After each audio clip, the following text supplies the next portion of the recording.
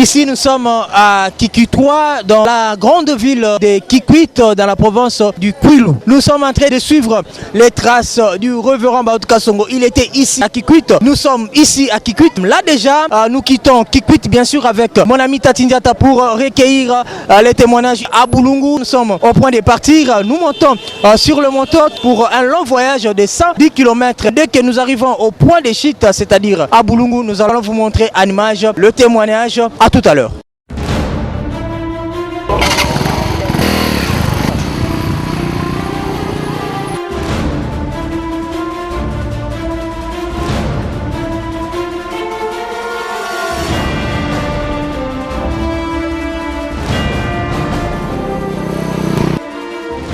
Oui, voilà, nous sommes à 45 km de la ville de Kikwit. Ici, nous sommes au pont Lusanga, dans le village Lusanga. La distance qui sépare ces villages et la ville de Kikwit est de 45 km. Nous allons traverser en fait cette grande rivière pour continuer notre voyage jusqu'à Boulungu. À tout à l'heure.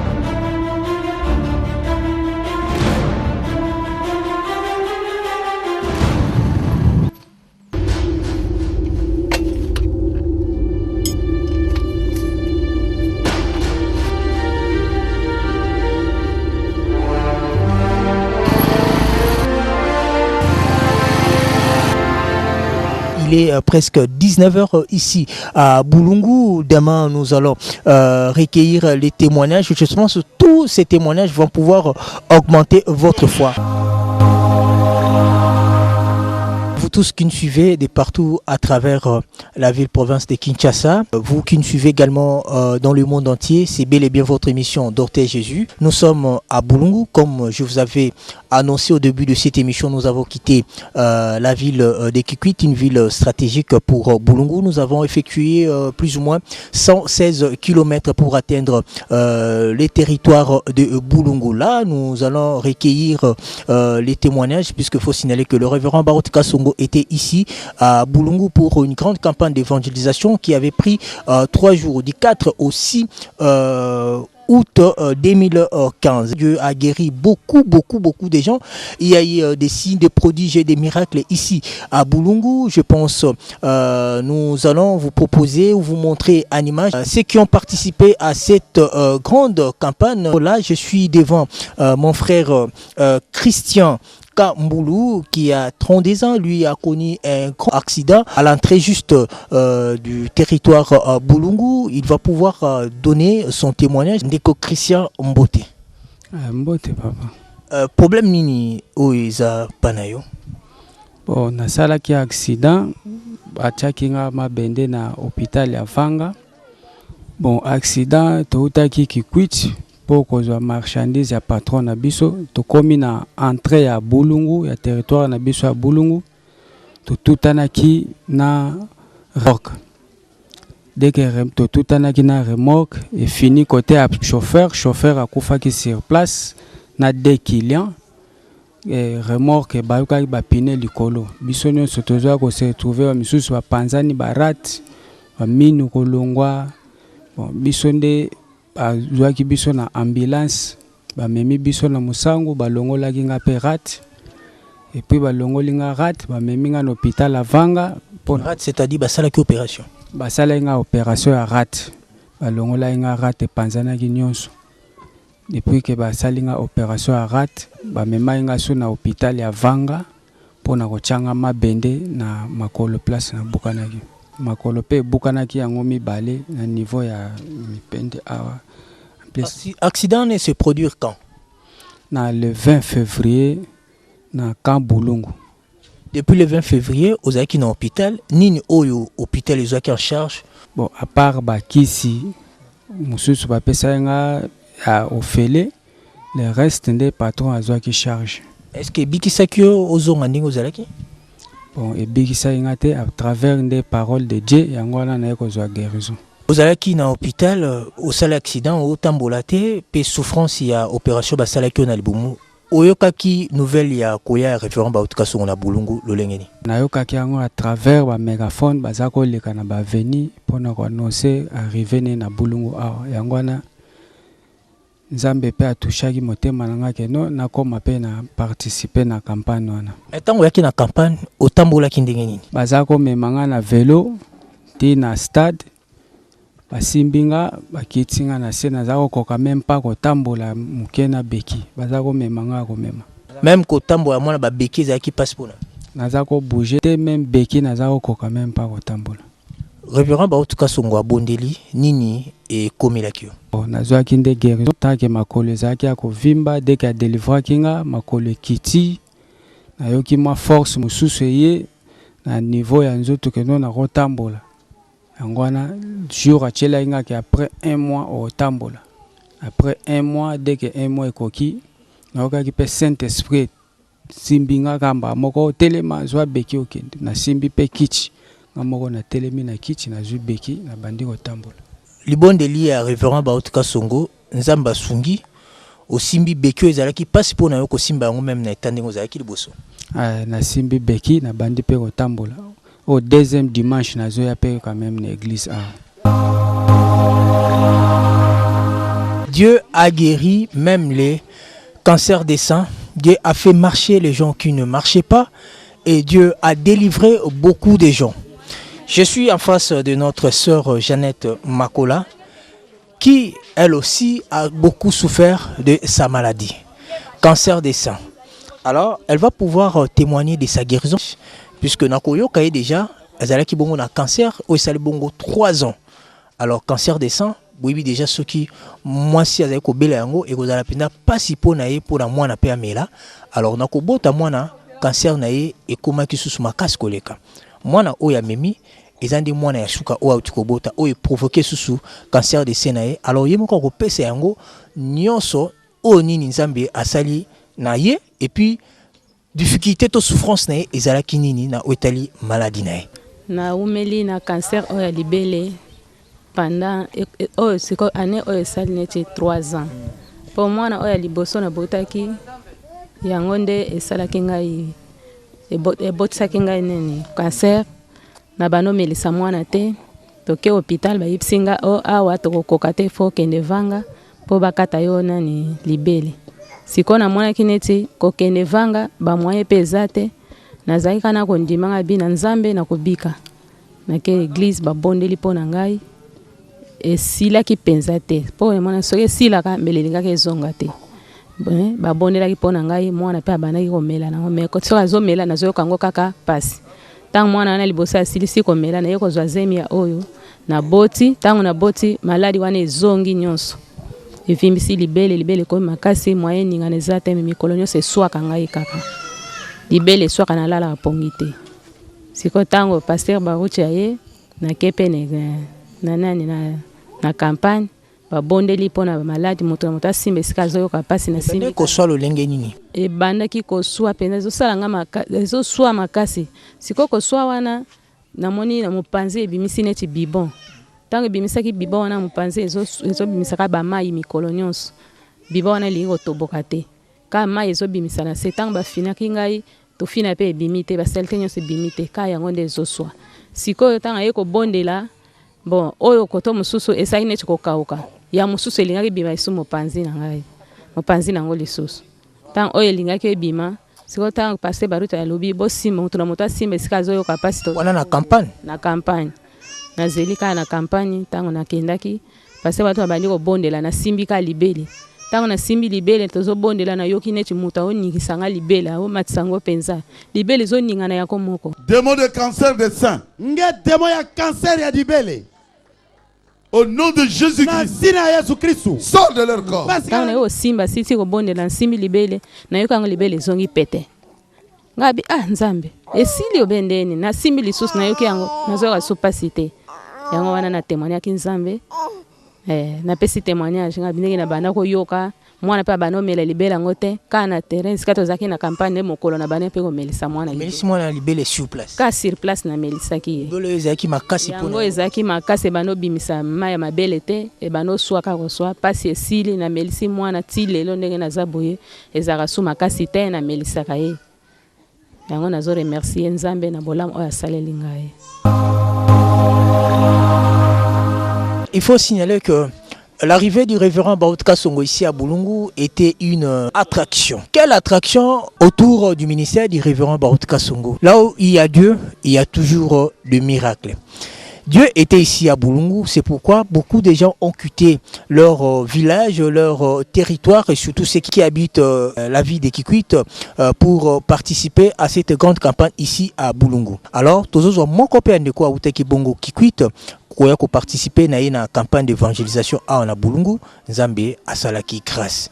Alors, il souffrait bien sûr des problèmes du cœur. Et ça liait Bongo des ans na souffrance. Alors, vous savez, quand on a des problèmes du cœur, des fois, ils est bloqué, crise cardiaque, mutu à Kenaliwa. Zamba Sungé a participé à la campagne Zaki Bongo organisée à août 2015 par le révérend Baruti Songo. Alors Zamba produit un miracle. Emmanuel, Mbote. Problème Zaki ni na santé. Bon, Nazaki na problème parce que Nazaki ne supporte que na vivre les sous.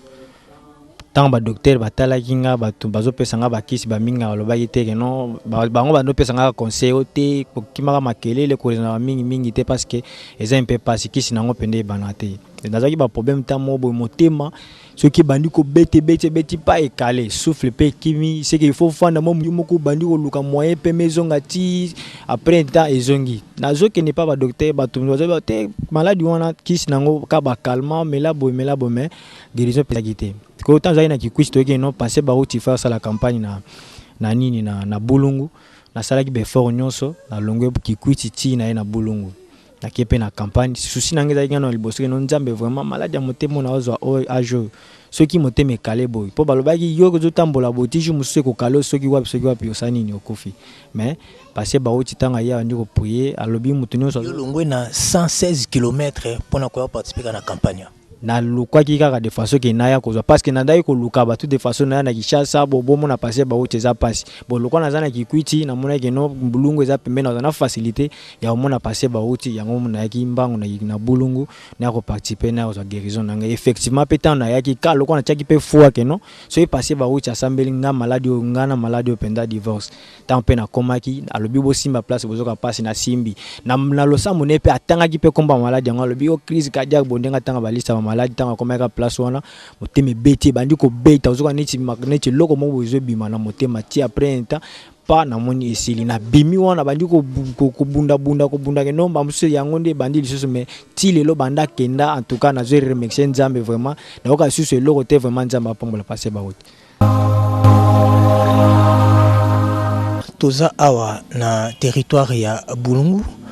Awa ndi to ekozwa ba témoignage ya bandeko ba participer ki bongo na campagne monene esalamaki awa na Bulungu par le révérend Baruti Songo à Léonard. Tolobaka miracle makasi za moto oyo à se convertir. Okoki kobika na yo Nzamba bikishi yo mais soko tikali toujours dans le péché, o tikali toujours au païen. Moi je pense pour toi le royaume des cieux ezabongo na kadena. Amédée Guillaume Koufi azabongo chef de poste ya ANER awa na Bulungu. Inspecteur Oyo Andimi Lelo Azozwa Baptême. Il était chrétien catholique, mais Oya Moni Nabokomi a pasteur Baruti Awa, Yemoka au témoigner, à quoi Sabino Nini Oya Moni, Nini Yeli après avoir écouté la parole sortie en fait de la bouche du révérend Baruti Songo le jour de la campagne. Alors à Opé Sabiso Yango Ndeko Mbote. Mbote frère journaliste. Kombolani. Comme frère Amédée Guillaume Nkoufi. Pasteur Baouta qui a un territoire OP aux ali bongo na responsabilité à mener na service de renseignement à na Bulungu nini oyo et comme la kio. Vraiment frère journaliste nazane sengo monene ya ko glorifier Nzambe nangai na intermédiaire ya pasteur Baruti. Nandimi ke ya solo Nzambe ya pasteur Baruti asalaka. Ngai nazaki chrétien catholique.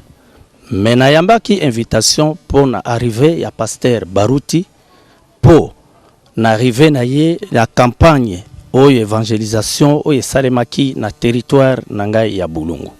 Nazwaki invitation en tant que responsable. Tango nazwa invitation e mokolo aliboso mateya na ye e beti ngai motema. Okolo mibale lisusu na yoki e beti na bi jamais.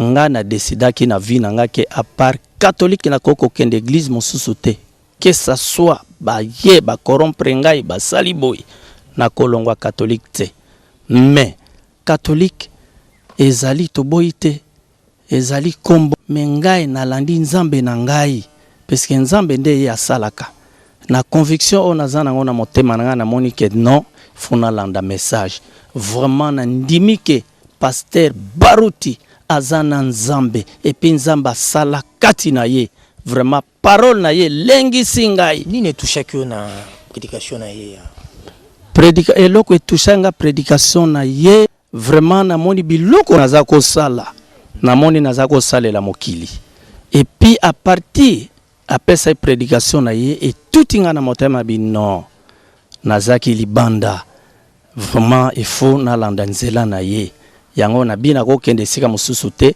nazokoma ka frère ya Branham nakoma ka frère ya Branham na message oyoki révérend Bautuka Songo ya zongi déjà à Kinshasa mais on dit zo baptême lelo elo ni poussé zo baptême et loko e poussenga na zo baptême puisque ye asala ba miracle na canal ya campagne na ye awa ba miracle sale maki mais ngai oyo na moni touchenga makasi puisque ye akei na ye asi akei après ba 2 semaines nazaki akolala na ndako na ngai na lali na 4 heures du matin ngai akolala na oki motazo ebisanga bitelama na mbeto wana na telemi na moni moto azate menaza na mbeto d'habitude na subaka na ndako puisque naza na douche na ngai na urinoir na ndako esprit zo ebisanga kosuba te na urinoir ya ndako abima libanda kede osuba libanda na fongolika porte ya chambre na ngai na komi na salon pona bima libanda na yoke lokwe kwei net arme obi ekosa na bangi na kozonga boy na fongola porte ya chambre na ngai na mona mire bukani ko bukana o mire bukani don ezipi kutu circonférence ya chambre na ngai don moyen na mona te mbeto eza wapi biloko eza wapi na bimi libanda na bangi na bengi pe ba collègue ba voisin ya pembeni ba ye wana komo nanga kwasa Kasai voisin ya papa Mede to komaki na croisière nazo yoka petit sero atika nagawa azo toki kuna na ndako voisin nanga o boya o sekuru kuna na ndanga pe na yoki comme te na lala souvent nani souple na lamuki na bengi pe vie mukoko anjimi ngake nini nazo kuna bazo belo yaka koto yo oncle Mede kuna ça ne va pas to salaka wa to saba voisin nganda kuna ngayango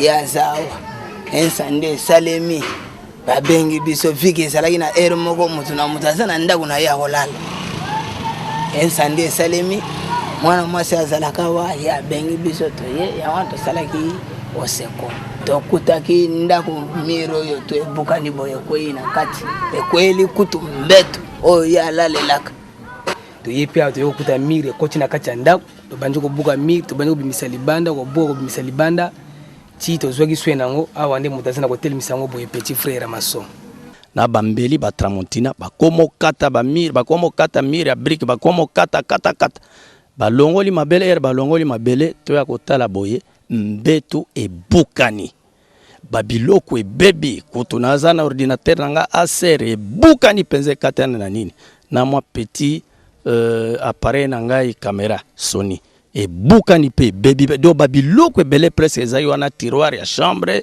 et baby do moyen à récupérer yango ezali te tato komia wa kotombola mire wana kokwesa ko luka moya ko bimisango libanda poto trier quelques biloko yo tokomona ke o etikali eza ya bien o tokolongola po akoki ko mériter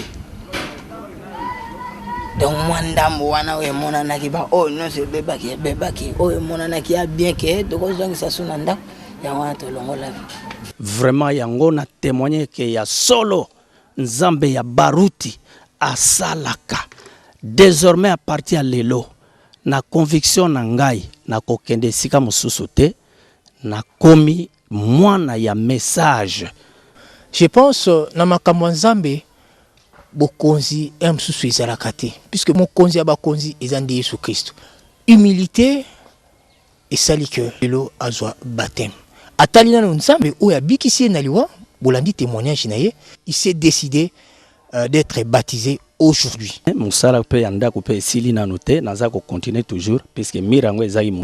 Ndako ezali na quartier Kabombo awa na avenue kwa monto numéro 13.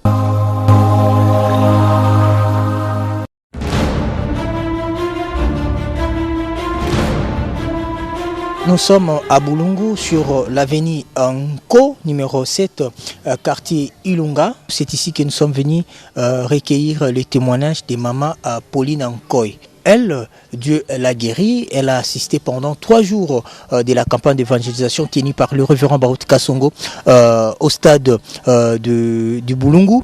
Elle va pouvoir témoigner de sa guérison au miracle. Nous sommes en fait devant sa parcelle. Nous allons entrer.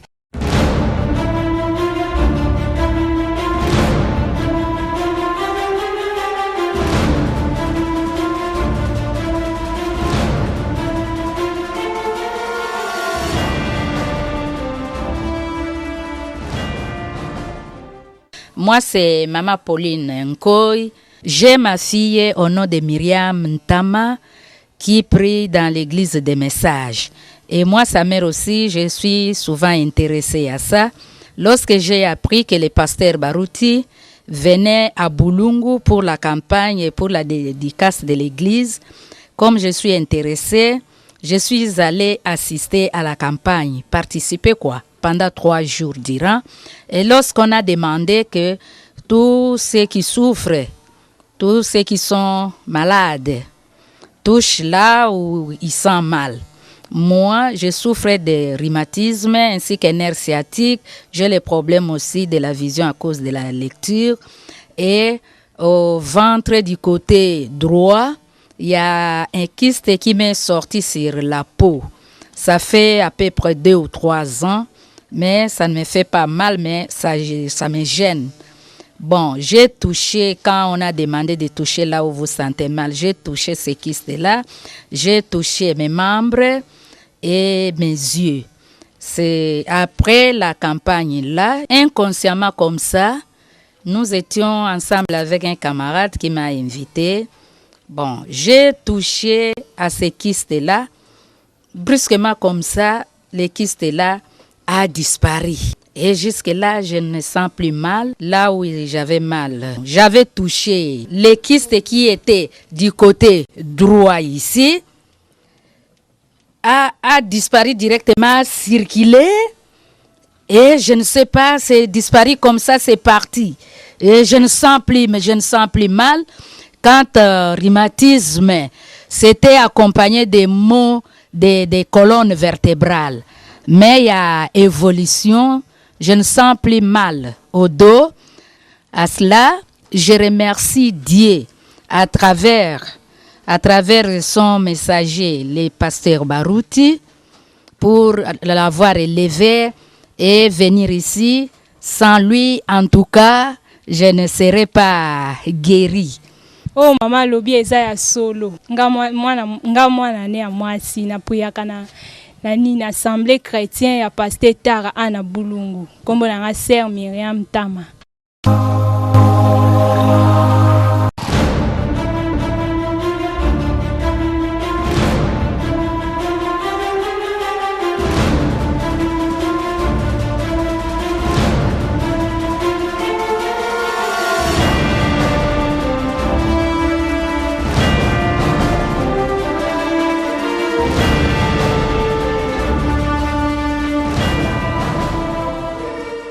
Et voilà, nous sommes au port Mwanenzo. Ici, nous allons traverser en fait la rivière Kwilu pour atteindre la mission Djouma. Là, nous allons recueillir un témoignage, comme je vous avais annoncé à Bulungu, une fille qui était morte, Dieu l'a ressuscitée. Là, nous prenons déjà la pirogue pour traverser la rivière Kwilu. À tout à l'heure.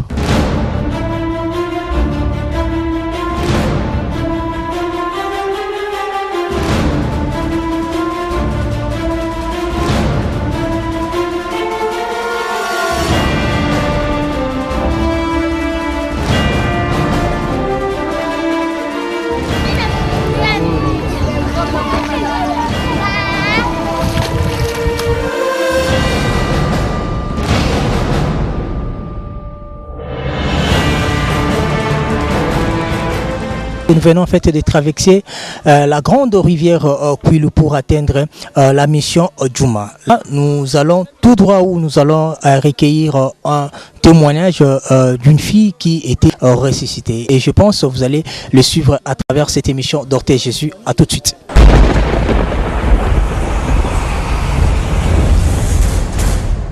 Nous sommes à Djouma Mission, c'est là où nous sommes venus recueillir un témoignage de celle qui était morte. Elle s'appelle Parfaite Tara. Son père est pasteur à Boulungu, au tabernacle de Boulungu. Le révérend Baoutka Songo est arrivé à Boulungu sur l'invitation du pasteur Tara. Là, nous allons vous montrer l'image de sa fille qui était morte. C'était vers 22h après campagne le premier jour. Le révérend Baoutka Songo s'est reposé déjà. On lui amène l'enfant qui était déjà morte. Le révérend Baoutka Songo a prié.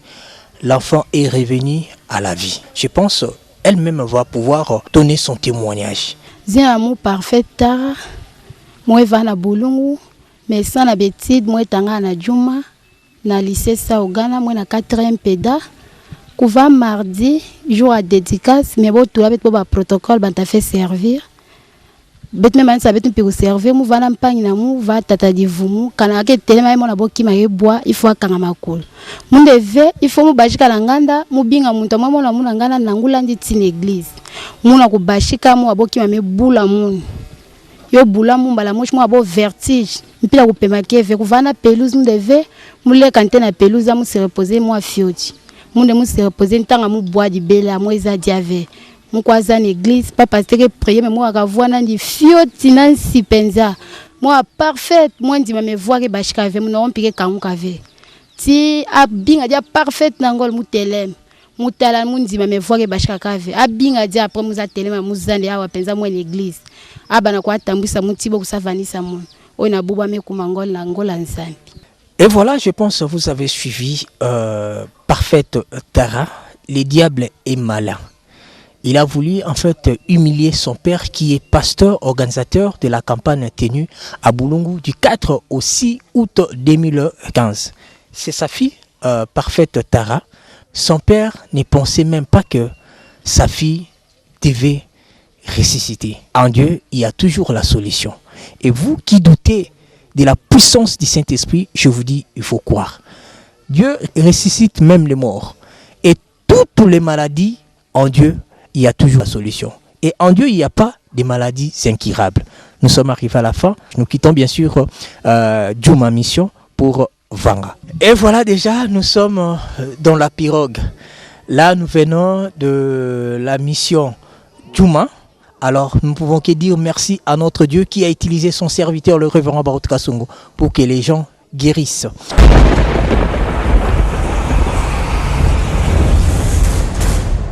Toza awa na territoire ya Boulungu, plus précisément na tabernacle ya Boulungu où ils ont bongo chapeauté na pasteur William Tara, le fils de la foi du révérend Baoutka Songo. Yepe muta organisé qui campagne monene où salamaki awa kobanda mokolo ya le 4 ti le 6 août 2015. Alors le révérend Baoutka Songo était ici à Boulungu.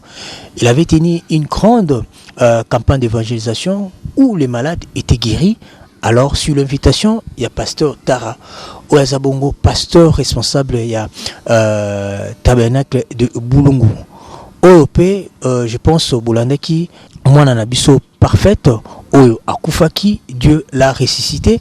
Alors, il y a Zalibongo, papa, il y a parfaite. Alors, tout qu'on soit témoignage, naïe, puisque c'est un événement, Oyo Yemoko, Abikila Kinango, Mote pasteur.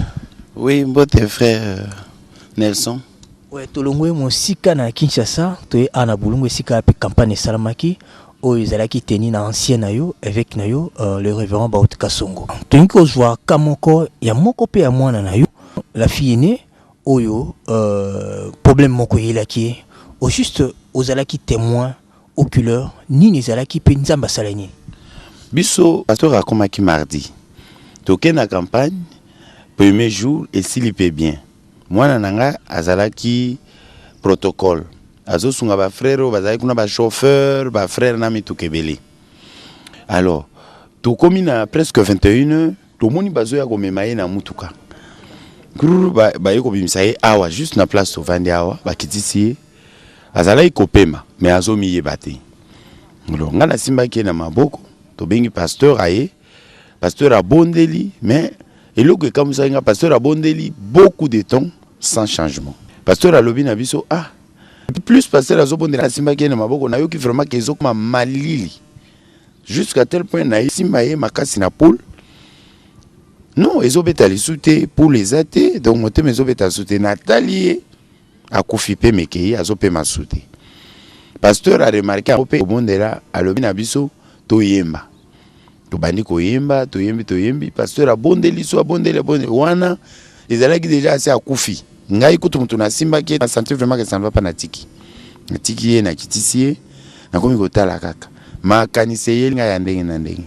awa na bulungu soki jeune homme ou jeune fille akufi batumbaka ndako na bango alors naye komona kezo salema na église na temps oyo pasteur baruta ye kosala campagne donc vraiment situation est comme difficile nakomi ko raisonner bako saboter pasteur bako tumba église na biso bako tumba ndako na ngai bako tumba pe ba mituka na biloko oyo ba installaki na stade ba bafle na tout ça ngi nakomi ko raisonner que tokosala nini parce que tant que pasteur a bondeli pour la deuxième fois na moni esimbité na comprendre que en tout cas moi na kufi na komi ko réfléchir na benga frère moko aza auditeur supérieur aya benga la police soki ba sécuriser ba bimisana pasteur ata na bulungu na biloko na ye comme ça so ba otumba ba église ba tumbaka ba église yango moko et puis ngai moko na komaki komona ka so ba ko bomanga ba bomame pasteur nano alongwa ta na ba biloko yaki et puis so ba ko cha police ba tenter ko protéger tabernacle nandaku soki bana mais ezalaka ta force à police ezana bana ba jeune homme ba ressusaka ka ko tumba ndako donc on a monaki déjà sabotage ya biloko nyonso mais par la grâce de Dieu pasteur aye ko bana ko lancer le kola ba défi akomi koloba tant qu'il est serviteur de Dieu aya pour nous servir nzambe et tout ça Satan a ko lancer des fités tout ça tango lobi biloko wana boye alors azongi pour la troisième fois tango atuni kombo na ye to pesi tango bengi première fois andimité deuxième fois rien troisième fois rien azobenga est parfaite revient dans ses corps rien trois fois na quatrième fois bondeli tango ayeko benga na monika mwana sutuki Boum, tali.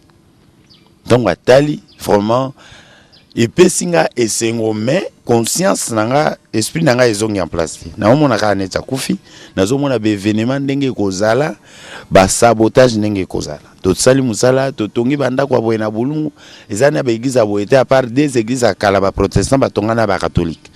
Ezana ba tumusu ba tongi lokwa bisote.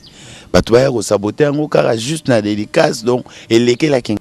Na lala kite titongo mwana se alamuki akomi bien mais titongo nazomona ka événement ndenge kozala alors que vraiment il est qui bien mwana alamuki je crois que bomoni yebinomoko kazo tangaza na mission internat na juma donc aza lokola payete na tongo alamuki azongi en très bonne santé tilelo tokomisa kinzambe. Nous sommes arrivés à la fin de votre émission Dorté Jésus, que Dieu vous bénisse. Au revoir.